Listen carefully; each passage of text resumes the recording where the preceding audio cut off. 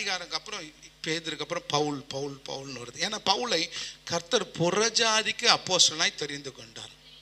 நானே உனக்கு கை வைக்க சொல்கிறேன், தீட்டுனியனில் நீ கை வைக்க மாட்டியே என்று சொல்லி ஆண்டவர் பார்க்குறான். நீ சொல்லல நான் இறங்க மாட்டேனா? நீ தொட்டாதான் அபிஷேகம் இறங்கும்னு நினைக்கிறேன். ஆனால் விசுவாசிக்கிற வார்த்தையை கேட்குற எல்லாருமே பரிசுத்தாவியானவர் இறங்கினார். அந்த வசனம் அழகா போட்டுக்குது பாருங்களேன். இந்த வார்த்தைகளை பேதுரு பேசி கொண்டிருக்கையில் வசனத்தை கேட்டவள் யாவர் மேலும் பரிசுத்தாவியானவர் இறங்கினார்.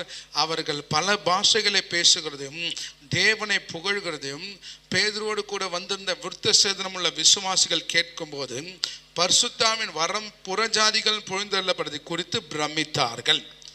புறஜாதி மேலே அபிஷேகம் இறக்கிறது போது எல்லாருக்கும் பிரமிப்பு உண்டாயிடுச்சு. ஒருத்தரும் கேள்வி கேட்க முடியல. ஏன் கேள்வி கேட்க முடியல? இயேசு கிறிஸ்துவே அவங்க மேலே இறங்கி வந்தால் யார் கேள்வி கேட்க முடியும்? அல்லேலூயா. பிரமித்தார்கள். அடுத்த வசனம் சொல்லுது, அப்பொழுது பேதுரு